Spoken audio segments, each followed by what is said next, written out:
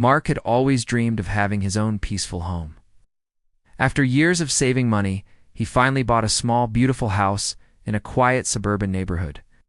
It had a neat front yard, a big backyard, and a white fence around the garden. Mark was proud.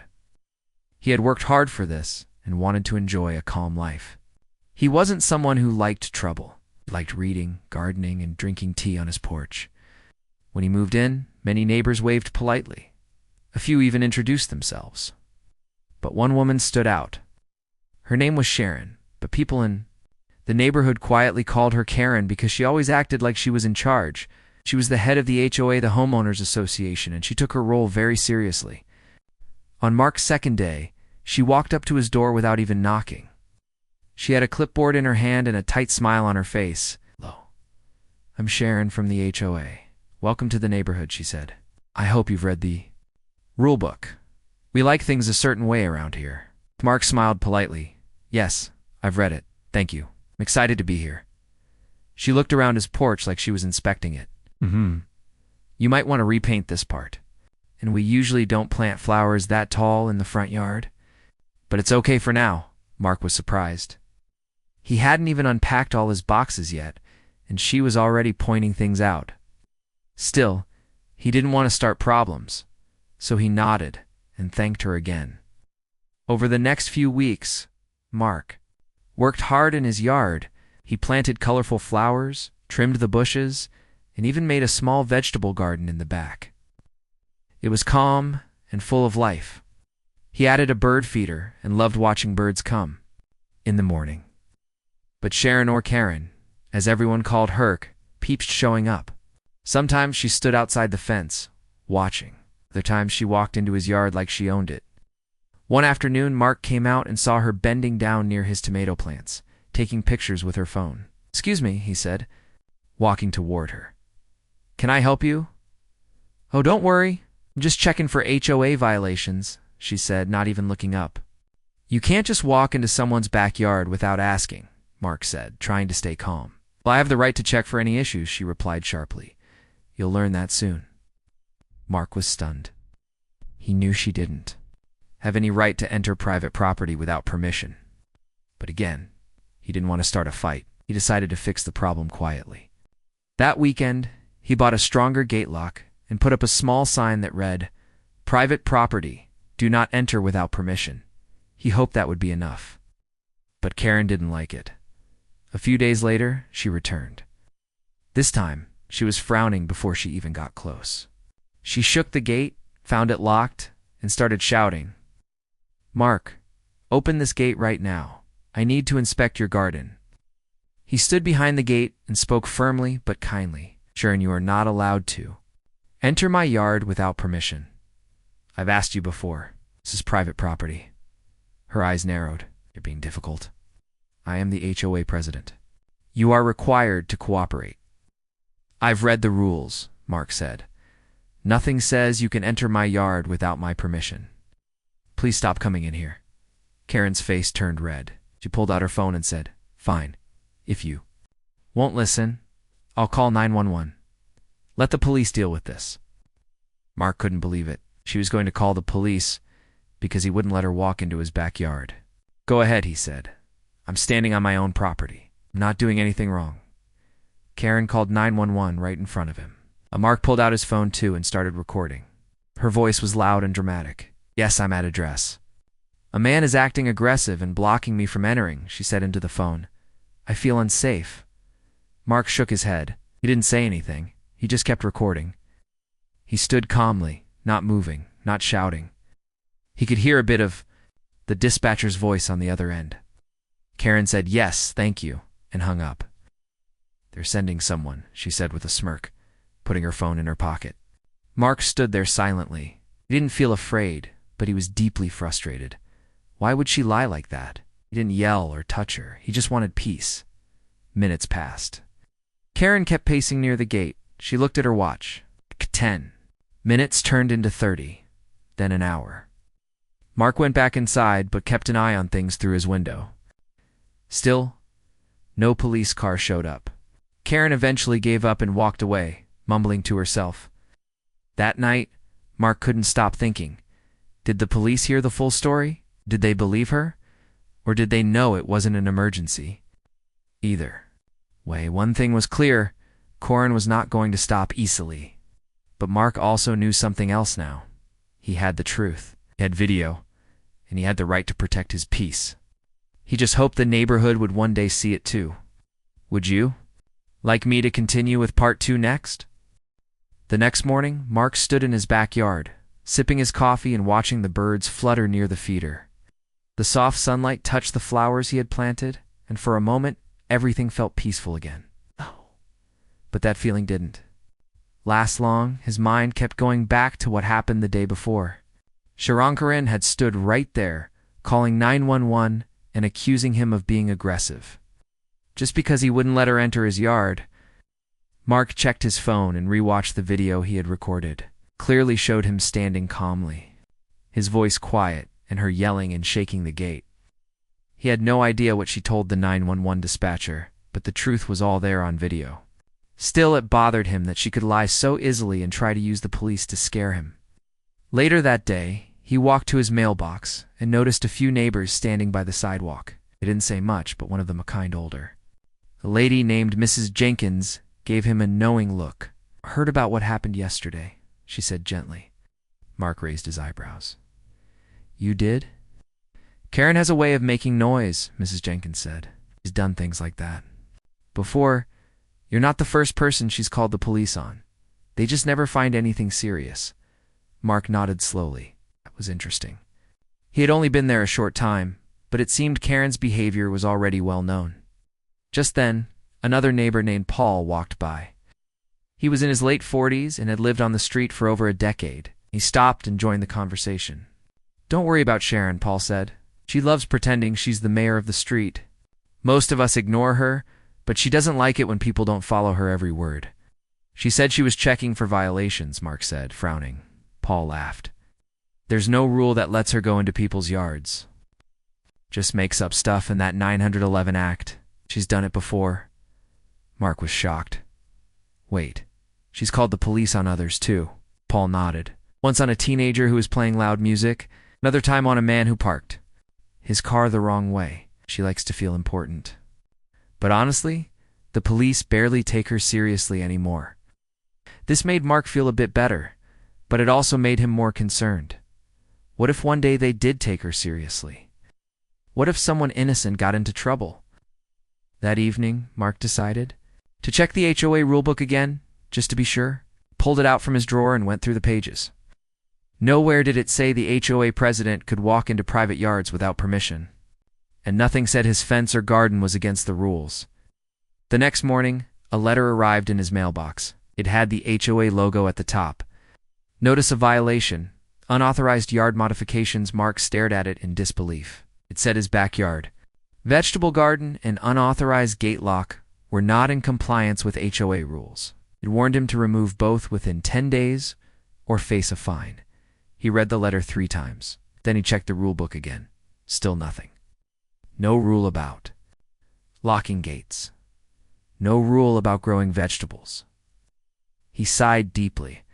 This wasn't about the garden. It was personal. Mark knew this was retaliation. Because he blocked Karen from entering, she was now trying to punish him using HOA rules that didn't exist. But this time, he wasn't going to stay quiet. He typed up a reply, attaching photos of his garden and a copy of the rulebook with highlighted sections. He pointed out that no violations had been committed. Then he included a polite request to speak at the next HOA board meeting to clarify the situation. He dropped the letter in the HOA mailbox and waited. Days passed. He kept his yard neat, kept watering his garden, and stayed friendly with neighbors. A few people waved more often now, perhaps out of quiet support. Even Mrs. Jenkins came over. "With a jar of homemade jam? You're doing great," she said. "Don't let her bully you."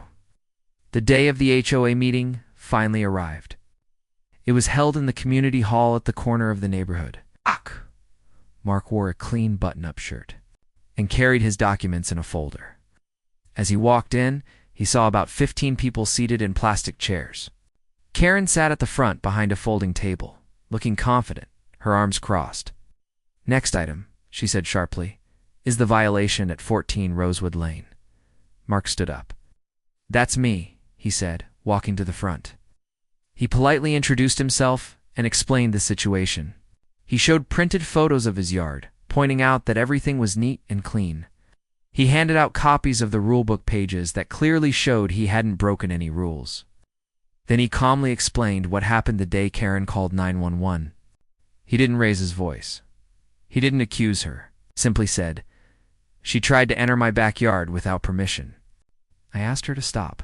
She called the police and claimed I was aggressive. But I have the video. Would you like to see it?" The room fell quiet. A man on the board, Mr. Lewis, leaned forward. "You recorded it, yes?" Mark said. "For my own safety." He played the video on his phone. People watched closely. They saw Karen pulling at the gate, yelling, then calling 911. They saw Mark standing quietly and refusing to let her in. When the video ended, no one said a word. Karen looked uncomfortable. She cleared her throat and said, "Well, I thought." He was being difficult. Mr. Lewis shook his head. "Sharon, that's not how we handle things. And I don't see any violations in his garden." Another board member added, "I agree. He's well within his rights to keep his gate locked."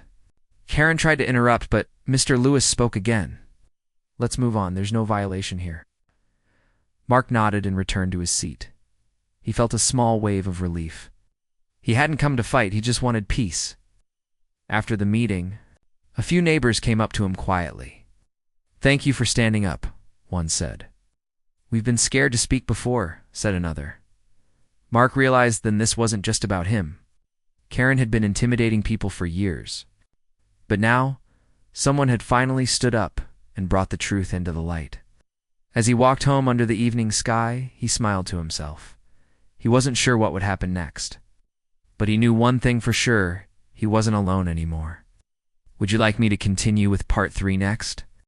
The days after the HOA meeting were much quieter than before. Mark noticed a change not just in how people acted, but in how the neighborhood felt. Neighbors who had never spoken to him before now waved with friendly smiles. Some stopped by during their evening walks, just to say, "Good job at the meeting," or "Thank you for standing up." Mark was surprised, but also thankful. It felt good to know that his voice had made a difference. Still, he didn't want to think the issue was over just yet. He had a feeling Sharon was not done. One afternoon, Mark decided to call the local police department. He wanted to know more about the 911 call that Sharon had made. The officer on the phone was polite and helpful. Mark gave his address and the time of the call, and the officer looked it up. "Yes, sir," the officer said after a moment. "Do you have a record of a call placed to 911 from that address? It was classified as a non-emergency." The dispatcher didn't believe there was any immediate danger, so it was marked as no unit sent. Mark raised his eyebrows. "So the dispatcher heard the call and decided not to send anyone?" "That's right," the officer said. "It happens when the caller gives unclear information or when it sounds like a disagreement that doesn't involve safety or violence." Mark thanked the officer and hung up. Now it made sense. The dispatcher probably heard the tone of Sharon's voice and decided it wasn't a real emergency. It gave him a small sense of comfort, but also raised a question. How many other times had Sharon called the police just to scare someone? That thought stayed with him. The next weekend, Mark was walking his dog, Toby, down the street when he saw Paul, the neighbor who had spoken up earlier. Paul was trimming the hedges in front of his house. "Hey, Mark," he said. "Got a minute?" "Sure," Mark said, walking over. "I heard what happened at the meeting," Paul said. "Good for you. A lot of people were happy to see someone finally say something." "I'm starting to see that," Mark said. "But I'm wondering, why did no one say anything before?" Paul gave a tired sigh. "Because Sharon scares people. She threatens fines, sends warning letters. A few years back, she told a young couple they couldn't hang their clothes on the backyard line. Said it was a visual disturbance. They ended up moving out." Mark was quiet. "That sounded so unfair. And she's good at picking people who won't fight back," Paul added. "But now that you've stood up to her, others are starting to feel brave too." Later that day, Mark had an idea. Went home, opened his laptop, and began writing a simple letter. It wasn't aggressive or angry. It was calm and respectful. In it, he asked if any neighbors had ever felt uncomfortable or mistreated by Sharon's actions as HOA president. He added that they could write back anonymously and share their experiences. He printed 30 copies and quietly dropped one in each mailbox on the block.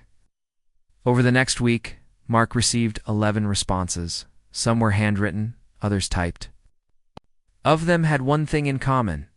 They described situations where Sharon had pushed too far.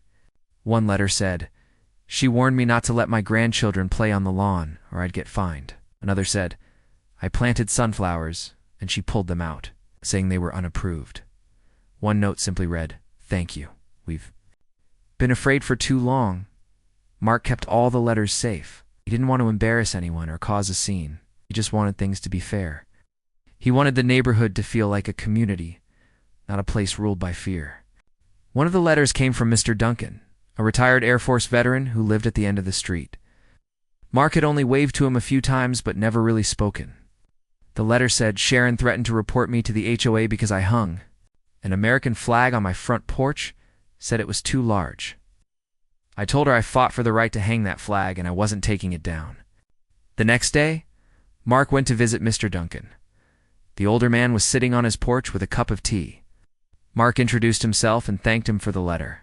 Mr. Duncan smiled. "It's about time someone stood up to her. She acts like this. Street belongs to her, but it doesn't. We all pay our dues. We all have a voice." Mark asked him if he would be willing to speak publicly if needed. "I'm old, son," Mr. Duncan said with a chuckle. "I've said harder things in tougher places. If it helps the neighborhood, count me in." That gave Mark another idea. He started drafting a petition. Not to cause trouble, but to suggest a fair election. Current HOA board had been in place for years and no one had challenged them. If enough people agreed, they could request a special vote. Mark went door to door, politely talking to people. Explained that the petition wasn't about revenge. It was about fairness, about giving everyone a voice. Some people were nervous at first, but others signed without hesitation. "This street belongs to all of us," one mother said. "We should all feel safe here." In 5 days, Mark had more than enough signatures. Over 60% of homeowners supported the idea of a new board election. He submitted the petition to the HOA office. According to the rules, a special meeting had to be scheduled within 30 days if enough signatures were collected. Mark waited, hoping for the best. A week later, a notice was sent out to all homeowners. Special HOA meeting scheduled, board re-election vote to be held. Mark felt nervous but hopeful. Change was coming, and this time, it wasn't through shouting or anger. It was through calm voices, quiet strength, and unity. The neighborhood that had once seemed so cold was now coming together. Mark could feel it. People were talking more, helping each other more. The walls of fear were slowly falling down. And at the center of it all stood one man who had simply said, "No. You can't come into my yard. Would you like me to continue with part?" For next. ChatGPT said.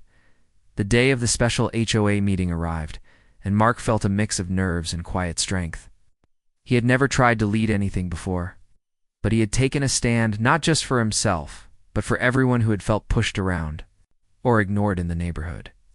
And now, the people were ready to speak to. The meeting was held in the community clubhouse.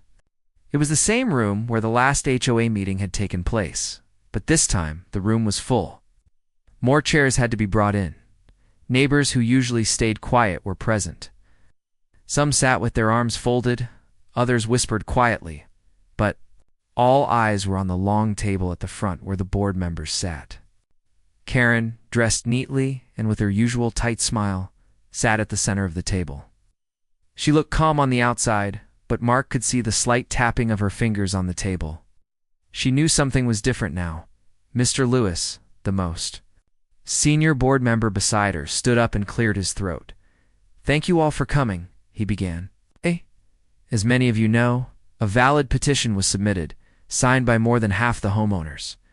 As a result, this special meeting has been called to vote on whether we, the current HOA board, should continue in our roles or be replaced through a fair election. A murmur went through the crowd. Some people nodded. Others looked surprised. Karen sat quietly, not smiling anymore. Before the vote, homeowners were allowed to speak. Mark raised his hand. Mr. Lewis nodded at him. Mark stood slowly. "Hello, everyone. I'm Mark from 14 Rosewood Lane," he began. "When I moved here, I was excited to live in a peaceful neighborhood. I didn't come here to fight or argue. I just wanted to grow my garden and mind my business. But over time, I noticed something wasn't right." He paused. The room was completely silent. "I was told I was breaking rules that don't exist. Someone walked into my backyard without asking. When I asked her to stop, she called 911 and claimed I was aggressive. But I wasn't. I have a video that proves it. I shared it at the last meeting." He looked around at the faces. "But more importantly, after that day, I heard from many of you. You told me your own stories, stories of fear, threats of fines, and being made to feel like you didn't belong in your own homes. That's not what an HOA should be." He paused again, letting his words sink in. "I'm not here to attack anyone. I just want fairness. I want a neighborhood where everyone is treated equally, where the rules are clear and not used as weapons. That's why I signed the petition. That's why I'm standing here today." There was quiet for a second. Then slowly, people began to clap, not loud or wild, but steady and supportive. Karen shifted in her seat, arms crossed. And then Mr. Duncan, the retired veteran, stood up from the back of the room. He spoke in a strong voice. "I've lived here for 15 years. I've seen a lot, but in recent years things changed. The HOA became more about control than community. I was told my flag was too big. I was told my porch light was too bright. I'm a grown man. I serve this country. And I shouldn't feel afraid to hang a flag or sit on my porch." More people nodded. One woman wiped a tear from her cheek. Then a young mother stood up. "My daughter was told not to draw chalk on the sidewalk." Karen said it looked messy. It was just hearts and flowers. She cried for days. The stories kept coming. One by one, neighbors stood and spoke, calmly, honestly. No one yelled. No one was rude, but each voice added to the truth. Finally, Mr. Lewis raised his hand. "Thank you to everyone who spoke. We've heard you. Now we will proceed to the vote." Each homeowner was given a small paper to mark yes or no. Yes, they wanted a new election. No, they wanted the current board to stay. A few minutes later, the papers were collected, and Mr. Lewis counted them aloud with the help of another board member. When the count was done, he looked up and said clearly, with 78% voting yes, "The board will now be dissolved, and a new election will take place next month." Gasps, whispers, then quiet applause. Karen sat frozen. Her face was red, but she said nothing. Mark didn't smile. Wasn't happy to see anyone feel embarrassed. But he did feel proud not for winning, but for helping people find their voice. The next few weeks were full of change. People nominated neighbors they trusted for the new HOA board. Mark was nominated too, but he kindly declined. "I just wanted fairness," he said. "I'll be here to support, but I don't need a title." Mr. Duncan was elected as the new president. A kind woman named Maria, who worked as a school librarian, was chosen as secretary. Paul joined as treasurer. The new board was diverse and respectful. One of their first actions was to review all the past HOA warnings and complaints. Over a dozen were thrown out, including the violation notice Karen had sent to Mark. Karen stayed in the neighborhood for another few months. She didn't speak much to others anymore. Eventually, a for sale sign appeared in her yard. And one day, just like that, she was gone. Mark didn't feel angry toward her. He only hoped that wherever she went next, she would reflect and maybe change. The neighborhood slowly became brighter. Kids played on the sidewalk with chalk again. People planted what they wanted in their yards. When someone had a problem, they talked it out like neighbors should. One afternoon, Mr. Duncan walked over to Mark's house with a small sapling in a pot. "It's a fruit tree," he said. "A gift from the new HOA board. We thought your yard would be the perfect place for something new to grow." Mark smiled and thanked him. Together, they planted the tree in the center of the yard. As the sun began to set, Mark looked around his peaceful garden and thought about everything that had happened. He hadn't planned to change anything when he moved in. But by standing firm and speaking gently, he had helped change an entire community. He touched the small leaves of the new tree and whispered, "Let this be a symbol of new beginnings. Would you like me to continue with part 5 next?" The little fruit tree in Mark's backyard became more than just a plant. For many neighbors, it became a quiet reminder of what had changed. A symbol of fairness, respect, and the power of standing up without shouting or fighting. Over time, the tree began to grow. Its leaves turned greener, its branches stretched toward the sky, and soon it would bear fruit. Much like the neighborhood itself, Mark returned to his normal routine, which he loved. Early morning walks with his dog Toby, tending to his garden, and sipping tea while birds chirped nearby. The drama with Karen was over, and a new calm had taken its place. But Mark hadn't forgotten the lessons he had learned. And neither had the neighborhood. More people started coming out of their homes. Children played outside without fear of being told to stop. Neighbors who had never spoken before started chatting during their evening strolls. One family even started a community newsletter with birthdays, local tips, and recipes. It was simple, but it brought people closer together. The new HOA board, led by Mr. Duncan, made sure everything was open and fair. They listened to complaints, but they also listened to ideas. When someone suggested a neighbor appreciation day, the board supported it immediately. Mark was asked to help organize it. At first, he hesitated. He didn't want to become the center of attention, but the board insisted, saying this wouldn't be possible without your courage. So Mark agreed. They picked a weekend in early spring. Tables were set up in the community park. Families brought food. Children painted signs. Music played softly from a speaker, and laughter filled the air. Mark stood by the table with a tray of fresh vegetables from his garden. A boy ran up to him and asked, "Did you grow all of this?" Mark smiled. "Yes." With care and time, the boy picked up a carrot and said, "I want to grow a garden too." "Start small," Mark said kindly. "Few seeds and a little love go a long way." During the event, Mr. Duncan took the microphone and asked for quiet. "There's someone here who reminded us all of something important," he said. "That one person can make a difference if they stand strong and do it with kindness." He looked toward Mark and said, "Thank you, Mark, for helping us find our voice." Everyone clapped. Mark looked down, a little shy but thankful, waved gently and said, "I didn't do this alone. Y'all stood with me." After the event, several people came up to Mark to share their thoughts. A young couple who had moved in recently said, "We heard stories about this place before we bought our house.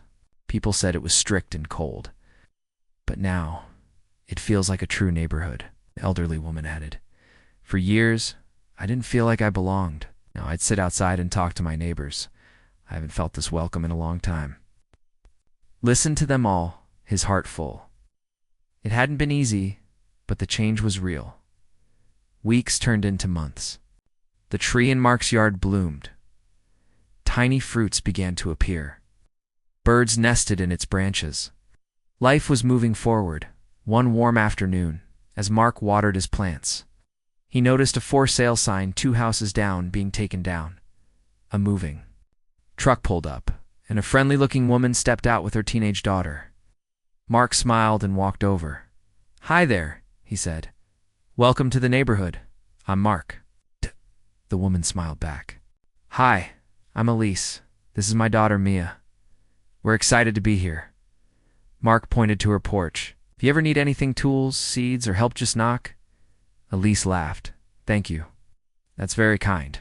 Most neighborhoods aren't this friendly." Mark looked around. We weren't always like this. But things changed for the better. As he walked back to his house, he realized how different things had become since the day Karen had called 911. Back then he had felt alone and unsure. But by standing firm with calm and truth, he helped spark something good. It wasn't about being a hero. It was about being honest and refusing to let fear win. That night, as the sun dipped low and painted the sky orange and pink, Mark sat on his porch with Toby by his side. A soft breeze carried the smell of spring flowers. Neighbors strolled past. Waving and laughing, he thought about how close the neighborhood had come to staying silent. How easy it would have been to just let things continue as they were. But the silence had been broken, and in its place came connection, understanding, and community. Later, under the stars, Mark looked at the tree one more time. Its leaves rustled gently in the wind. He whispered to himself, "This is how change begins, with one person saying no, and others finding the courage to say yes to something better." He leaned back in his chair, Toby resting at his feet, and closed his eyes with peace in his heart. And that, finally, was the home he had dreamed of. A place where kindness had the last word.